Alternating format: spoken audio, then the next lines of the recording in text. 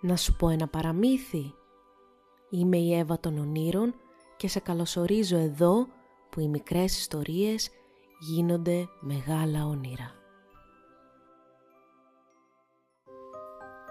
Ο θαυμαστός κόσμος των παραμυθιών. Το σκαθαρόπεδο. Μια φορά και ένα καιρό ζούσε ένας παππούς γεωργός με τη γιαγιά του. Είχανε κάτι χωραφάκια και ένα περιβόλι. Τα καλλιεργούσε ο παππούς και τα βόλευαν μια χαρά. Ωστόσο, δεν ήταν ευτυχισμένοι γιατί τους έλειπε το κυριότερο. Δεν είχανε παιδάκι για να γιομίζει το σπιτικό τους, όπως λένε, και για να βοηθάει τον παππού στις δουλειές. Ένα πρωί, την ώρα που έφευγε ο παππούς για το όργωμα των χωραφιών, είπε στη γιαγιά του να φτιάξει τηγανίτες και να τις πάει μόνη της στο χωράφι για να τον βοηθήσει λίγο και στο όργωμα, γιατί ήταν βαριά δουλειά. Η γιαγιά έβαλε για τηγανίτες και για ζύμωμα μαζί. Οι τηγανίτες έγιναν γρήγορα, το ψωμί όμως αργούσε να ψηθεί. «Τι να κάνω τώρα η κακομοίρα», σκέφτηκε. «Αν πάω τις τηγανίτες θα μου καεί το ψωμί. Αν περιμένω να βγει από το φούρνο το ψωμί θα κρυώσουν οι τηγανίτες και δεν θα τρώγονται. Ας είχα ένα γιο, να ένα τόσο δα πραγματάκι, να πήγαινε τις τηγανίτες στον παππού και ας έδινα ό,τι είχα και δεν είχα». Δεν πρόλαβε να αποσώσει τη σκέψη της και παρουσιάστηκε μπροστά της ένα ανθρωπάκι μικρό και στρογγυλό, λες και ήτανε σκαθάρι. «Καλημέρα μητέρα», τη χαιρετάει. «Καλώς το μωρό μου. Από πού μου ήρθες παιδάκι μου?» «Από μέσα, από την ψωμιέρα». «Και πώς σε λένε?» «Σκαθαρόπεδο». «Είμαι πολύ ευχαριστημένη που σε βλέπω, μωρό μου. Μα μπορείς εσύ να κάνεις δουλειές?» «Κάνω όποια δουλειά βάζει ο νου σου, μητέρα.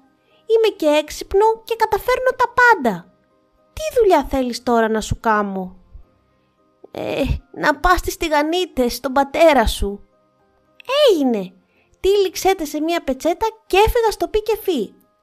Η γιαγιά έφτιαξε στα γρήγορα ένα δεματάκι με τις τηγανίτες, της πήρε το σκαθαρόπεδο και πάει σιγοτραγουδώντας. Έφτασε στο χωράφι και άρχισε να φωνάζει.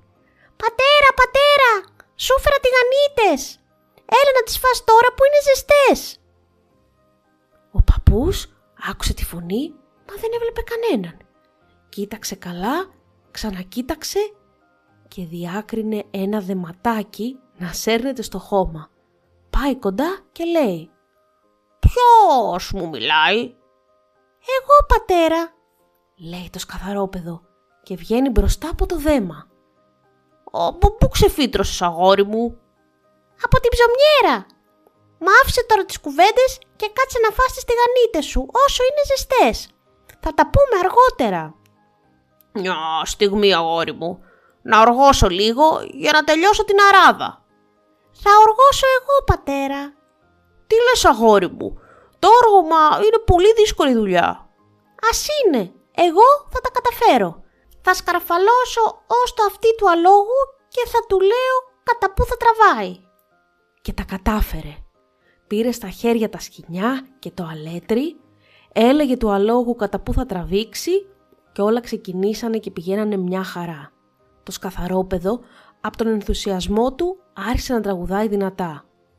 Την ώρα εκείνη έτυχε να περνάει από εκεί ο άρχοντας του χωριού.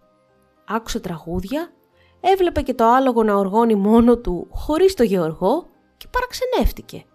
Σταμάτησε το αμάξι του, κατεβαίνει κάτω και ρωτάει τον παππού που τρώγε ήσυχα τις τηγανίτες του. «Πώς γίνεται αυτό, παππού? Τα άλογό σου να οργώνει μόνο του χωρίς εσένα? Και ποιος είναι αυτός που τραγουδάει?»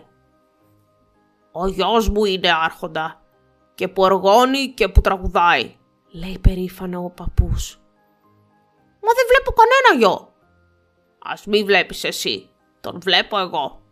Στο μεταξύ το άλογο όργωνε και το σκαθαρόπεδο τραγουδούσε.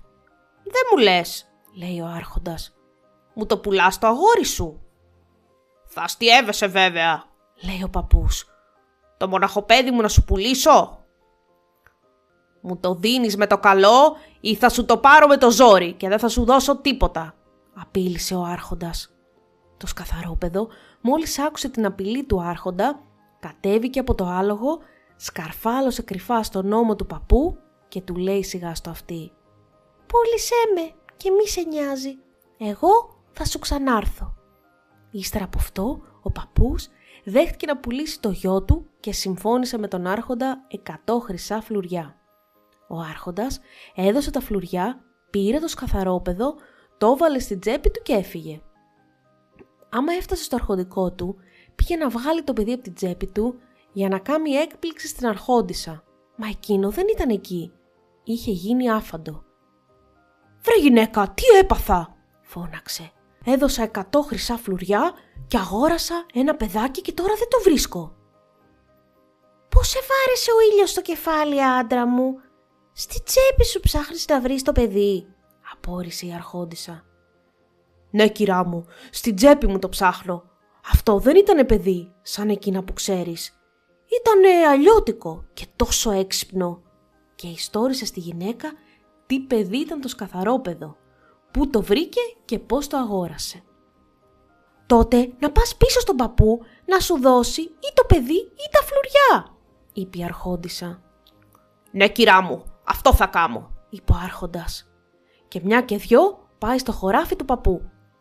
Το σκαθαρόπεδο είδε τον άρχοντα να έρχεται και φώναξε στον παππού: «Χαθήκαμε, πατέρα! Έρχεται ο άρχοντας!» «Πω, τι κάνουν τώρα?» είπε ο παππούς τρομαγμένος. «Κλάψε, πατέρα, κλάψε! Κλάψε να σε βρει ο άρχοντας να κλαις. Κι αν σε ρωτήσει γιατί, να του πεις πως το παιδί ήρθε να σε αποχαιρετήσει και το φάγε η γάτα», συμβούλεψε το σκαθαρόπεδο τον παππού πατέρα του. Ήρθε ο άρχοντας, βρήκε τον παππού να κλαίει σπαραχτικά, τον ρώτησε τι έχει και του είπε πως η γάτα έφαγε το παιδί. «Μα είναι δυνατόν?» φωνάζει οργισμένος ο άρχοντας. «Πατεράκο μου», ακούγεται μια φωνή από εκεί κοντά. «Πάει, η γάτα κοντεύει να με χωνέψει κιόλας. Χάθηκα, πατεράκο μου». Ο άρχοντας πίστεψε και πολύ λυπήθηκε. Και από τη λύπη του και τη συμπόνια του για τον παππού έφυγε χωρίς να πάρει ούτε τα 100 φλουριά. Ύστερα από λίγο το σκαθαρόπεδο βγήκε από τις πέτρες που ήταν χωμένο, αγκάλιασε τον πατέρα του και μαζί με τη γιαγιά μητέρα του ζήσανε καλά και εμείς καλύτερα.